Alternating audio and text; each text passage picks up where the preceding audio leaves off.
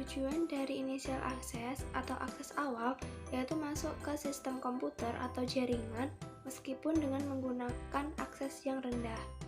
Caranya dengan menggunakan berbagai cara seperti menyadap user ID maupun password.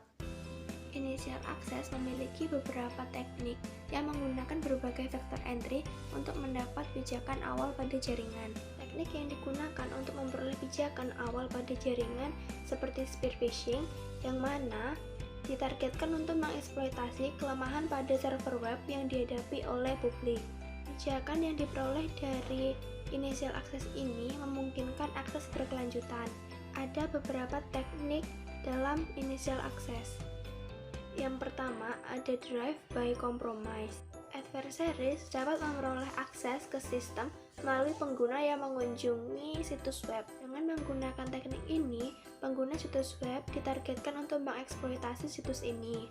Sedangkan musuh menggunakan situs non-eksploitasi, seperti memperoleh akses token aplikasi. Exploit public facing application. Di sini musuh dapat mencoba memanfaatkan kelemahan pada komputer atau program yang terhubung ke internet dengan menggunakan perangkat lunak, data atau perintah untuk menyebabkan perilaku yang tidak diinginkan atau tidak terduga. Kelemahan dari sistem biasanya berupa bug, kesalahan, atau kerentanan desain. Kemudian ada external remote service, yaitu musuh dapat memanfaatkan layanan jarak jauh yang menghadap keluar untuk awalnya mengakses dan bertahan dalam jaringan. Layanan jarak jauh tersebut seperti VPN, Citrix, dan mekanisme akses lainnya memungkinkan pengguna untuk terhubung ke sumber daya jaringan perusahaan internal dari lokasi eksternal. Kemudian ada penambahan perangkat keras.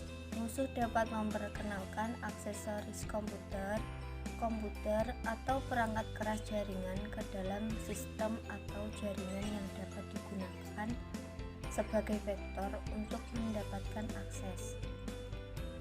Meskipun referensi umum penggunaan oleh grup APT langka, banyak penguji penetrasi memanfaatkan penambahan perangkat keras untuk akses awal. Kemudian ada phishing. Adversaries dapat mengirimkan pesan phishing untuk bisa mendapatkan informasi yang sensitif atau bisa mendapatkan akses ke sistem korban. Semua bentuk phishing dikirimkan secara elektronik sebagai manipulasi psikologis.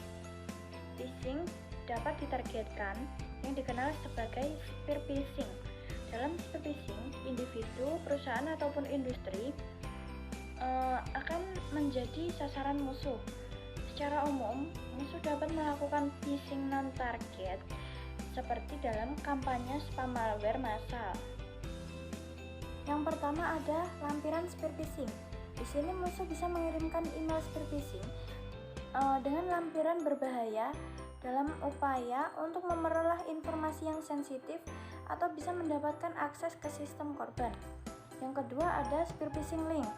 Di sini musuh mengirimkan email dengan tautan yang berbahaya dalam upaya memperoleh informasi sensitif atau mendapatkan akses ke sistem korban.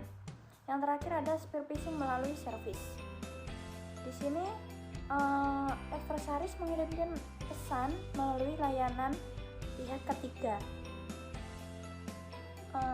Spear phishing via service merupakan varian spesifik dari spear phishing. Replikasi melalui media yang dapat dilepas. Musuh dapat berpindah ke sistem, mungkin yang berada di jaringan yang terputus atau memiliki celah udara, dengan menyalin malware ke media yang dapat dilepas dan memanfaatkan fitur auto-run saat media dimasukkan ke dalam sistem dan kemudian dijalankan. Dalam kasus gerakan lateral, ini dapat terjadi melalui modifikasi file yang dapat dijalankan dan disimpan di media yang dapat dilepas atau dengan menyalin malware dan mengganti nama. Kompromi ketergantungan perangkat lunak dan alat pengembangan. Di sini musuh bisa memanipulasi ketergantungan perangkat lunak dan alat pengembangan sebelum diterima oleh konsumen akhir untuk tujuan kompromi data atau sistem. Kemudian kompromi perangkat lunak rantai pasokan. Di sini musuh bisa memanipulasi perangkat lunak aplikasi sebelum diterima oleh konsumen akhir dengan tujuan kompromi data atau sistem. Dan yang terakhir ada kompromi perangkat keras rantai pasokan. Di sini musuh memanipulasi komponen perangkat keras dalam produk sebelum diterima oleh konsumen akhir dengan tujuan kompromi data atau sistem. Relationship atau adversaries dapat melanggar atau memanfaatkan organisasi yang memiliki akses ke korban yang dituju.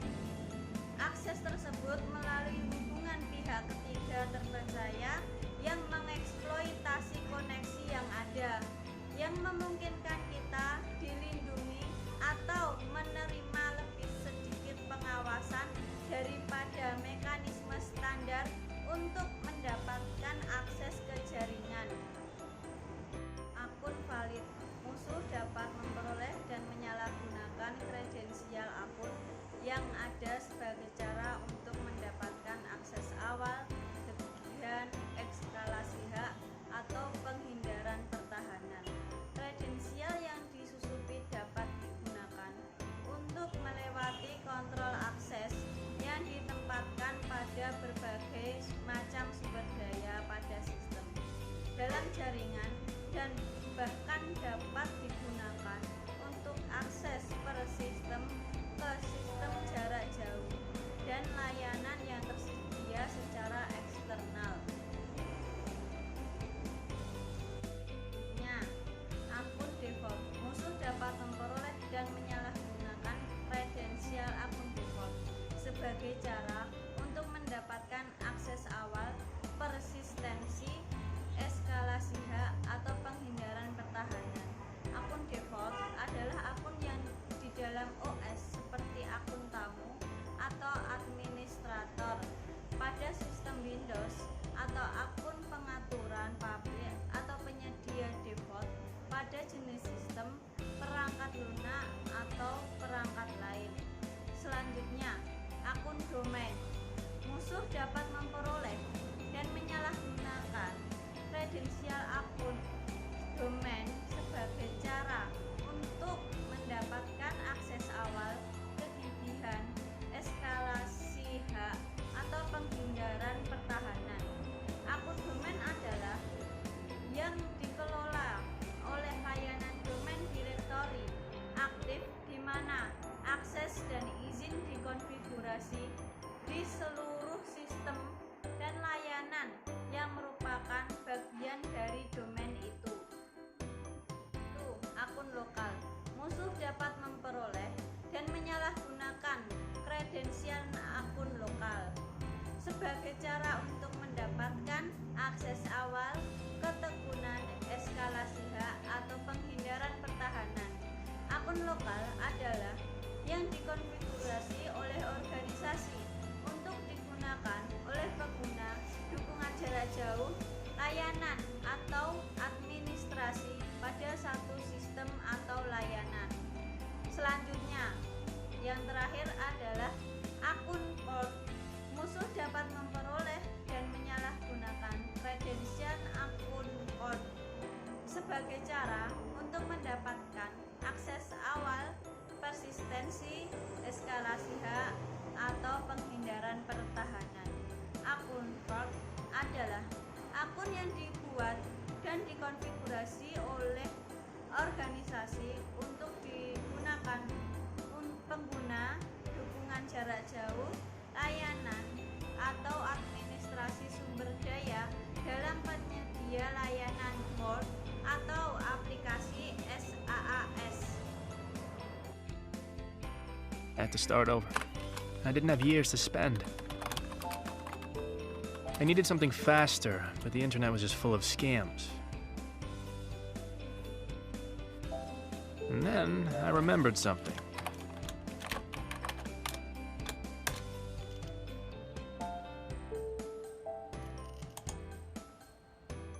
Dark Web was this online hacker group was getting a lot of news at the time, and I was surprised that their site hadn't been shut down. It all seemed kind of simple at first. I just needed to make an account and sign up. But real access wasn't given out so easily. Soldier.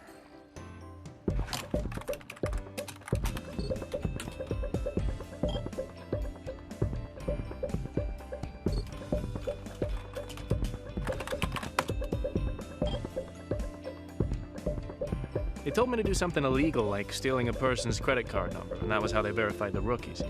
To me, this seemed simple, but I needed a victim, and I had an idea.